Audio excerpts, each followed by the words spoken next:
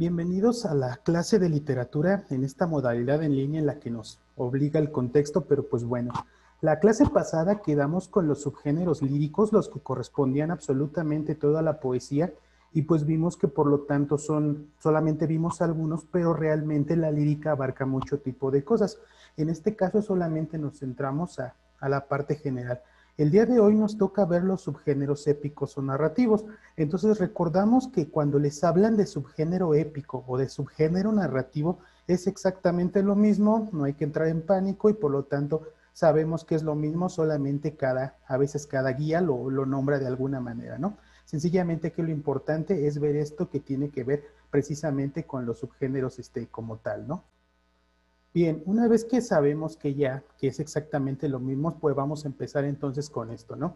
Con los subgéneros épicos o narrativos. Vamos a destacar algunas generalidades que tienen y que por lo tanto ese tipo de generalidades son los que lo hacen entrar dentro de un solo esquema, ¿no? En este caso el conjunto de géneros épico o narrativo. ¿Cuál es lo que comparten? Primero que nada se presentan en prosa, o sea, no vamos a encontrar en este caso así como que mucho la parte poética, sino sencillamente lo que importa en este tipo de subgénero épico narrativo es sencillamente la historia, está más hecho para contar algo, para sencillamente poder decirlo de la manera en cómo ocurrieron los hechos, es casi común que siga una línea temporal y por esa razón tiene más importancia la parte narrativa. Ahora, se ha hablado sobre esto que según se supone que es el género más viejo de todos, porque desde las cavernas se contaba, incluso desde el nacimiento del lenguaje, que las personas se juntaban al final del día para poder contar qué es lo que habían hecho. Entonces, obviamente no se ponían a contar en verso o componían canciones en ese momento, sino que sencillamente era el acto de sentarte, estar con tus camaradas, con las personas de tu tribu y sencillamente contar cómo fue el día. Por esa razón, este género épico está considerado como la parte de los más antiguos. Ahora, tiene que ver entonces con la narrativa, forzosamente lo que pasó primero, lo que pasó después y lo que pasó al final, ¿no? Podríamos ver ahorita ejemplos de novelas y podrían decirme, profe, pero es que yo he visto libros o he escuchado que empiezan por el final, sí, pero eso ya es en una parte más contemporánea. Al principio se conserva en este caso una narración totalmente cronológica, o sea, se inicio, desarrollo y fin, ¿no? Se ha visto, por lo tanto, también que entonces entra con esta especie de contar algo verídico fantástico y podríamos pensar, entonces es como mentira. Pues no tanto, porque incluso hasta cuando estás con tus cuates, pues alguno le mete ahí una especie de cosa que no es cierta, algo fantástico para adornarse, y sencillamente los demás le van a creer. Entonces ahí digamos que esa es otra generalidad. Ahora, el género narrativo, por lo mismo que va a generar la riqueza por el tipo que lo está contando, pues sencillamente puede ser una narración muy breve de hasta unos 5, 10, 3 renglones, incluso la narración más breve cuenta solamente con 10 palabras, o puede ser totalmente extenso hasta donde dé la historia como tal, ¿no? Y en este caso los personajes son muy notorios. Ahora, ¿cuál va a ser la diferencia con el lírico? En el lírico los personajes son como un poco escondidos, porque a veces no sabes si te está hablando el autor, si te está hablando otro personaje, cosa que vamos a aclarar más adelante, pero pues en el caso de los cuentos y de situaciones novelescas, sencillamente los personajes son muy notorios. Y también es como de los géneros más usados porque abarca cualquier tema. O sea, puedes contar una historia de ciencia ficción, una historia con parte social, una historia con algo revolucionario y sencillamente te va a salir. Por esa razón es como que los géneros más recorridos, ¿no? Hay que recordar en este caso que este género o estos subgéneros, los que vamos a ver ahorita, son los más empleados por el ser humano por su misma naturaleza narrativa. Incluso podríamos pensar, profe, eso no es cierto. Ah, ¿cómo que no? ¿Quién de nosotros no comenta algún estado en Facebook con alguna otra persona? Se mandan un mensaje, se saludan, una llamada telefónica. ¿Por qué razón? Porque siempre estamos hechos para contar alguna situación, ¿no? Incluso por esa razón recuerden que la historia empieza a ser historia cuando se inventa el lenguaje, cuando se inventa la escritura como tal, y antes de eso era prehistoria, ¿no? Ya después de que se descubre las letras, el lenguaje, la literatura, sencillamente se vuelve historia, ¿no? Y lo hacemos cotidianamente. Lo que les mencionaba, o sea, no nos damos cuenta, pero pues siempre estamos contando algo, siempre estamos narrando alguna situación y siempre hay una historia para contar, sea cual sea la situación, siempre hay una historia para contar. Algunas pueden ser tristes, otras pueden ser buenas, pero sencillamente siempre estamos contando, ¿no? Incluso cuando les digo, cuando suben alguna publicación en Facebook, están contando algo de cierta manera. Y entonces por esa razón en redes sociales es donde ahorita pululan un montón de este tipo de situaciones, incluso hasta cuando denuncias a la persona que te vendió un celular y resulta que era robado, o sea, ahí estás narrando una situación, ¿no? En los estados más breves posibles de WhatsApp o de alguna de estas aplicaciones, pues también están presentes y entonces digamos que es el hecho de narrar y ver quién te está leyendo, ¿no? Entonces, por esa razón, al final del día, es muy frecuente el hecho de encontrar más narraciones o más posts en Facebook o en alguna red social, porque sencillamente es lo que siempre estamos haciendo. Ahora bien, vamos a los momentos. Para que no se nos olvide, los momentos en el género épico o narrativo tienen mucho que ver como si estuviéramos viendo una película. Ahora, podríamos pensar, profesor, pero estamos en literatura.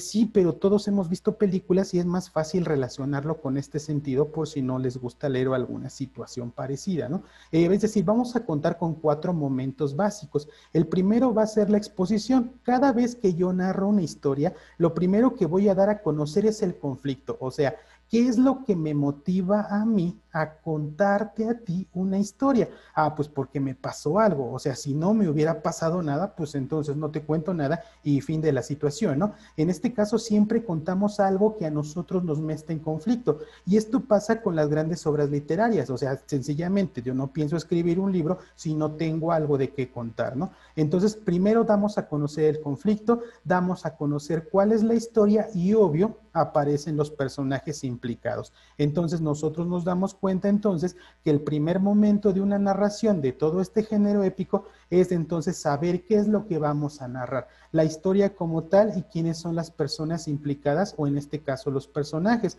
Después de eso comienza el nudo, o sea, como que todo va bien, yo iba tranquilo por la calle, entonces me habían mandado por las tortillas y entonces yo iba caminando totalmente relajado, ahí está la exposición, no hay nada interesante, una situación común y corriente, pero solamente le estoy introduciendo, o sea, estoy empezando a tener este tipo de narración, ¿no? Vendría el nudo, las cosas se complican y empiezan los primeros enfrentamientos. Entonces sería así como, entonces yo llegué, me formé en la cura de las tortillas, de repente llega una señora que me dijo que estaba formada antes de mí, pero había encargado el lugar, entonces pues yo le empecé a decir a la señora que no se pasara, la señora igual se puso, entonces llegó su hijo todo violento, es decir, ahí estaríamos ya con la parte del nudo. Las cosas se comienzan a complicar, tal vez no es el momento más importante, pero ese nudo es, o sea, me lleva una historia, hagan de cuenta como si fuera una línea recta, pues es la exposición, ¿no? Yo salí de mi casa, me mandó mi mamá, las tortillas, voy caminando, o sea, es una historia recta.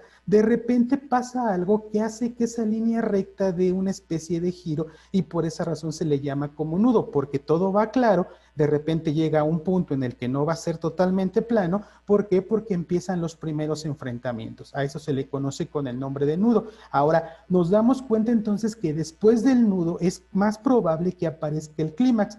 ¿Cuál es el clímax? El clímax va a ser el momento más intenso de la historia, o sea, es el punto máximo del enfrentamiento. Para que entendamos, son los moquetazos ya. O sea, ya se armaron los guamazos, primero como que, pues yo voy tranquilo, voy todo relajado, de repente se me aparece un tipo, como que empezamos a dar los enfrentamientos, nos medimos, ¿y cuál es el clímax? Tómala, los guamazos como tal, ¿no? Si estamos hablando de una historia policíaca, pues la exposición sería que alguien quiere matar a alguien, le quiere robar, bla, bla, entonces el nudo, pues ya se mete a su casa y entonces están como que midiéndose, el clímax, pues ya lo mata y entonces digamos que ese es el punto máximo más intenso de la historia y que todo este tipo de género épico o narrativo lo va a tener. Y finalmente, obvio después de que matas a alguien, pues tiene que venir un punto en el que buscas otro equilibrio y entonces a eso se le conoce como el desenlace.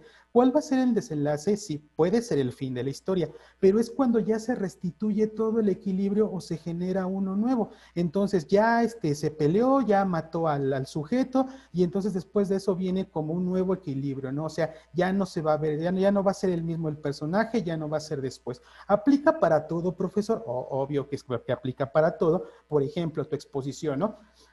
Supongamos, te gusta una chava o un chico, ¿no? O sea, como sea tus preferencias. Entonces, pues ya como que te das a conocer el conflicto, me gusta aquel, me gusta por aquello, viene la historia, ¿no? Entonces le voy a hablar y aparecen los personajes, tú y la chica o chico.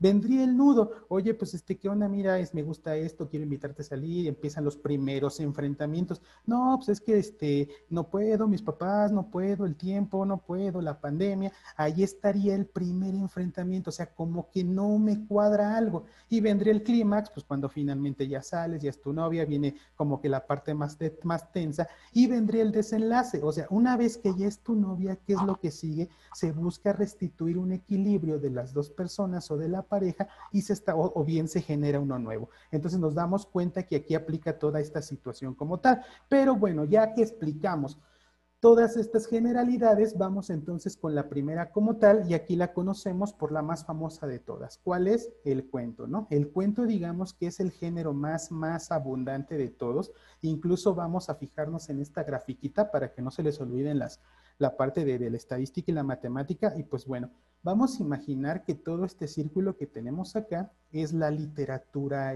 como tal, ¿no? O sea, toda la literatura. Ahora vamos a pensar entonces que hay dos tipos de literatura. Una literatura escrita, que es la que encontramos, obvio, en los libros, y una literatura oral, que es toda aquella que se ha pasado de boca en boca, ¿no? O sea, que se ha contado como tal. Yo aquí en la gráfica solo estoy tomando en cuenta la literatura oral. ¿Por qué razón? Pues porque sencillamente la literatura oral es la base de absolutamente todo, ¿no? Y entonces, si nosotros tomamos esta gráfica de la literatura oral, el cuento estaría siendo toda la parte azul que abarca toda la parte de la literatura. O sea, aquí nos damos cuenta entonces que hay una cantidad inmensa de cuentos que jamás podríamos acabar de leerlos en toda la vida porque incluso se siguen produciendo. Y entonces, profesor, ¿qué es esa parte como roja o vermellón que puso? Ah, pues entonces esa parte estaría siendo la leyenda, la novela, el ensayo, las fábulas, las parábolas, todo ese pedacito que nos queda de color rojo estaría siendo todo lo demás de la literatura. Y podríamos pensar, bueno, ¿y por qué razón nos puso esta gráfica? Ah, pues simplemente para recordar que el cuento es uno de los géneros más abundantes. Entonces vamos a encontrar cuentos pues a diestra y siniestra, ¿no? Una vez ya que sabemos esto, vamos por la definición de cuento. ¿Por qué? Pues porque es muy bonito hablar de cuento, pero pues nadie nos define qué es cuento, ¿no? Para empezar, aquí vamos a pelearnos un poco con la parte de las matemáticas. ¿Por qué? Porque incluso viene ahí una palabra fea que les va a causar dolor de cabeza en el siguiente año y ahí explicamos por qué, ¿no? Antes, para decir, oye, cuéntame tu día o algo parecido, los latinos utilizaban una palabra que era cómputus. Y entonces digamos que cómputus significa contar o enumerar hechos. Y entonces digamos que cómputus es el enumerar, o sea, qué pasó al inicio, qué pasó en el desarrollo y qué pasó en el desenlace. Y entonces esta palabra dio origen a otra que es la que les digo que les va a dar un poquito de temor, que es la palabra de cálculos. Entonces, cómputus y cálculos vienen de la misma raíz latina como tal. Incluso cálculos significa contar, ¿no? O sea, ¿y qué es lo que pasaba antes?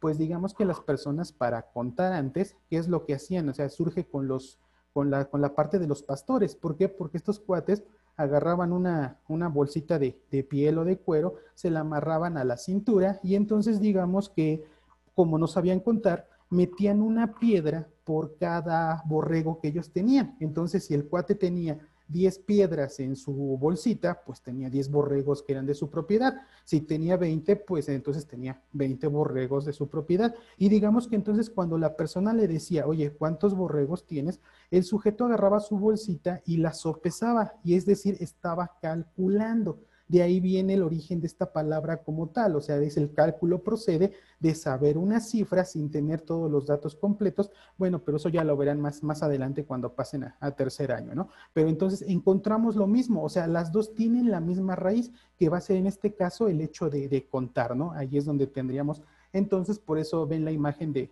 los borreguitos, ¿no?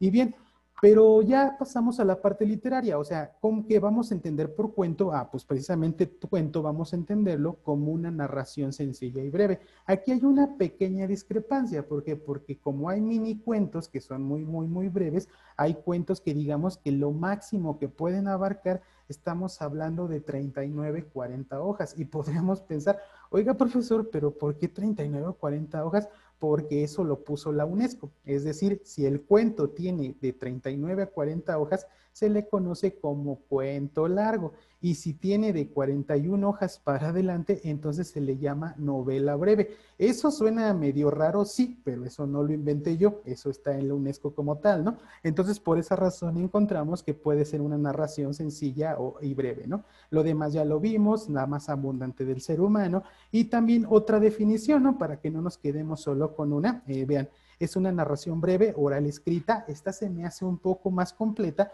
pues porque también los cuentos orales, los que se cuentan de boca en boca, pues cuentan, valga la redundancia, ¿no? La que se narra una historia de ficción con un reducido número de personajes. Esto es algo cierto porque, pues porque el cuento no busca extenderse en las historias de los demás como lo haría la novela, sino que sencillamente, pues aquí estamos hablando de personajes, ¿no? Una intriga poco desarrollada y un clímax y desenlace final rápidos. Estas dos definiciones que les puse, pues son de libros alternos de literatura para que vean entonces cómo los está manejando como tal, ¿no? Entonces, pues bueno, esa sería la parte del cuento. Ahora, para que veamos cómo es, aquí tenemos un ejemplo de mini cuento. Para todos aquellos que les gustan los videojuegos, aquí tenemos este sacado de esta situación, ¿no? Por ejemplo, es de un tipo que estaba todo triste, entonces que vean lo que dice el cuento, ¿no?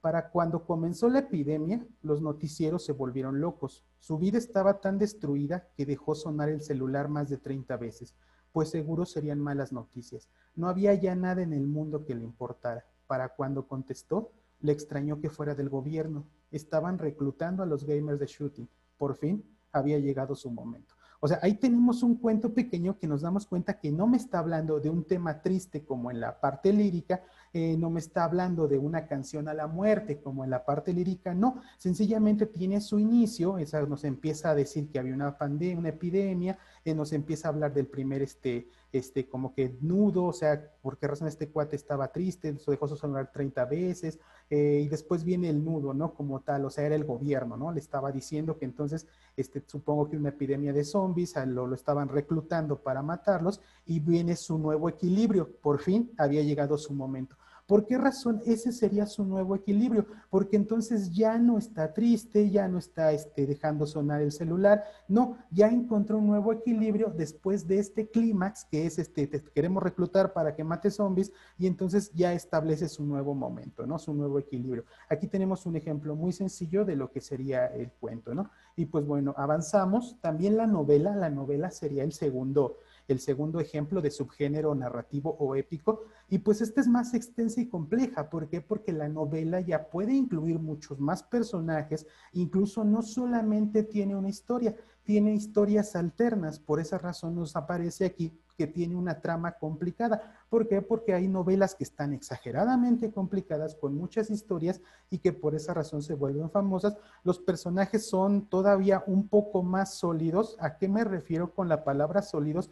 Que como hay más espacio, el novelista o el escritor tiene la oportunidad de hacerlos más humanos, por decirlo de alguna manera, de fijarlos más de una manera psicológica para que entonces ellos puedan hacer bien sus acciones. Los ambientes son más descritos, o sea, como que la misma descripción es más amplia, podemos saber cómo son los lugares donde se mueven y digamos que por esa razón es mucho más extensa, ¿no? Incluso se habla de mundos autónomos porque llega a haber novelas tan bien descritas que sencillamente uno puede imaginarse cómo es esta situación, ¿no? Entonces recordamos, vamos con el primero que es el cuento de subgénero épico narrativo, estamos en el segundo, estamos hablando de la novela como tal, entonces ahí estaría el segundo género de esta parte del subgénero épico, ¿no? Y pues aquí tenemos unos ejemplos, la novela más famosa del mundo considerada, la de Cien años de soledad de Gabriel García Márquez, que igual, ese es un ejemplo de novela muy compleja. ¿Por qué? Porque habla de una dinastía de la familia Buendía y entonces mete un buen de personajes en el cual incluso el árbol genealógico es así como que gigantesco y está tan bien escrito que uno no se pierde, o sea, lo puedes ir leyendo, es tan ameno que no te pierdes con los personajes, aun cuando se repiten muchos Aurelianos Buendía y de ese tipo, ¿no? O sea, los personajes principales. Y la otra, tal vez la más famosa de terror, tal vez, aquí no estoy asegurándolo como tal, pero pues es una buena novela que sería la de Drácula de Bram Stoker. O sea, ahí encontramos como que pues ejemplos de novelas como tal, ¿no? Ahí para que vayamos viendo pues la situación que puede existir. Ahora bien, vamos a la parte un poco contradictoria. Profesor, ya se equivocó porque nos está diciendo que estamos con subgéneros épicos o narrativos y usted ya me está poniendo un poema, o sea, ¿de qué se trata? Si el poema quedamos en que era en la parte lírica, ajá, pero digamos que estas son como las características, más bien como el tipo de narraciones que entran en la parte narrativa. ¿Por qué razón? Vamos a tratar de explicar. Bien, para empezar, se le llama poema épico porque relata hazañas heroicas, o sea, como que son narraciones de guerras, de héroes que quieren hacer o marcaron cosas muy importantes. Entonces, un ejemplo muy claro de esto es la Eneida, que es un libro escrito por Virgilio en el cual se narra cómo escapa un sujeto hasta ahí de todas sus aventuras, qué es lo que le pasó. Incluso la Eneida es como el final de la guerra de Troya. Si han visto Troya, la película ahí, la más reciente, hay una parte donde Brad Pitt, que es Aquiles, le da como que la espada a un chavito y le dice, ¿cómo te llamas? Eneas, toma la espada y funda tu propio reino, ¿no? Entonces este cuate toma la espada, ese es Eneas, se va, hace sus aventuras, funda Roma, entonces digamos que de ahí es como la narración de una guerra, de algo muy fuerte que pasó, que llegó a formar una patria o bien la vida de un héroe como tal. Y entra el poema épico dentro de la parte épica porque hay una narración y entonces digamos, ya le entendí. Entonces, el poema épico es aquel que sí puede estar en verso, sí, pero siempre está narrando una historia y entonces habla sobre la guerra, sobre un héroe. Exactamente, esas son las características. Los ejemplos más famosos, que tal vez ya han escuchado alguno, es el poema del mío Cid, ese es de España y que narra cómo se junta el reino de Castilla con otros reinos y entonces empiezan a formarse y entonces se forma España después, ¿no? El otro que es famoso, que es el Cantar de Roldán, que ese es en Francia, está súper interesante, sangre a más no poder, muertos, o sea, está súper genial, ¿no? Hay una escena muy loca en el Cantar de Roldán, pues donde este cuate mata a 500 moros él solito, ¿no? Y después otros 200, pero ya no pudo con los últimos 100, ¿no? En el poema del mío Cid, pues vemos al clásico caballero español, ¿no? Que un día estaba durmiendo, y había dos tipos que soltaron dos leones, ¿no? O sea, ahí llevaban dos leones, no sabemos por qué, pero pues iban dos leones. Entonces nadie los podía meter, pues porque eran animales salvajes. Entonces resulta ser que alguien despierta al Cid, sale como encamorrado, se le lanza un león, lo agarra con una mano, se le lanza el otro león, lo agarra con la otra mano, los mete a la jaula, cierra las jaulas y se regresa a dormir. O sea, para que veamos de ese tamaño, pues, de lo que tenía este sujeto y que nadie lo podía domar, ¿no? Por esa razón es un poema épico. O sea, hazañas heroicas que son narradas en una manera como por verso, pero que sobresale la parte narrativa. Y por último, el Anillo de los Nibelungos, este es de Alemania, para todos aquellos que hayan visto en algún punto la saga de los Caballeros del Zodiaco, con el Anillo de los Nibelungos, es más o menos parecida, para que vean pues que no hay nada nuevo, ¿no? Ahí encontraríamos. Y por último, vamos cerrando con esto, ¿no? Con el romance. No tomemos romance así como la parte amorosa y yo te amo y tú te... No, no, no. En este caso el romance es el cuarto subgénero épico narrativo. O sea, recuerden, cuento, novela, el poema épico y ahorita el romance, ¿no? Entonces, aquí también se dice que como que es una especie parecida al poema épico, pero que esto está más hecho para la parte de hazañas o hechos de armas, ¿no? Pero ahora bien, ¿qué es lo que pasa o en qué desencadena? En que el romance en este caso se desglosa un poco más, no es tan épico por decirlo como el anterior, sino que sencillamente narra más aventuras. O sea, en este caso el romance, a diferencia del poema épico, o sea, es una parte un poco más lírica. ¿Por qué razón? Porque sencillamente ya toma temas comunes y corrientes. Si en el examen se les preguntara cuál sería la diferencia entre el poema épico y el romance, es que en el romance los temas son más humanos, digamos, corrientes o comunes, ¿no? Por ejemplo, los dos romances más famosos, aquí tenemos uno que la neta sí está súper triste, que es el romance de La Luna Luna de Federico García Lorca. No, ese sí está bien, bien criminal. Si pueden, búsquenlo en Google y van a encontrar entonces ese romance. Está, o sea, está bonito, pero pues sí está criminal. Entonces, de un niño que se enamora de la luna y entonces al final, cuando va diciendo eso de, y entonces los gitanos se dieron cuenta y el niño iba tomado de la mano de la luna. No, sí, o sea, sí está como medio triste para que lo lean, ¿no? O sea, ese está bueno. Y el otro que está todo bien sacado de los pelos, el romance de La mano muerta de Gustavo Adolfo Bécquer, que acá es como una situación bien, bien tóxica, ¿no? Hagan de cuenta que el chavito le dice a una chica, no, oye, pues, pues yo quiero contigo, y la chava, pues acá, no, pero dime tú qué eres, ¿no? No, pues yo soy escudero, y entonces, pues yo sirvo a un caballero, entonces, pues yo hago en las guerras y acá, pues todas sus aventuras, ¿no? Entonces la chava le dice, bueno, está bien, pero dame una prueba de que vas a estar conmigo, ¿no? Y el chavo le da un anillo, o sea, como su anillo de compromiso. Entonces un día va y le dice, ¿sabes qué? Ya me tengo que ir, voy a una guerra, y pues la chava así como que, pues no, no, ¿cómo te vas a ir? No vas a regresar y no sé qué. Y aquí les puse la primera estrofa, ¿no? Vean lo que dice. La niña tiene un amante, que escudero se decía. El escudero le anuncia que a la guerra se partía. Te vas, y acaso no tornes, tornaré por vida mía.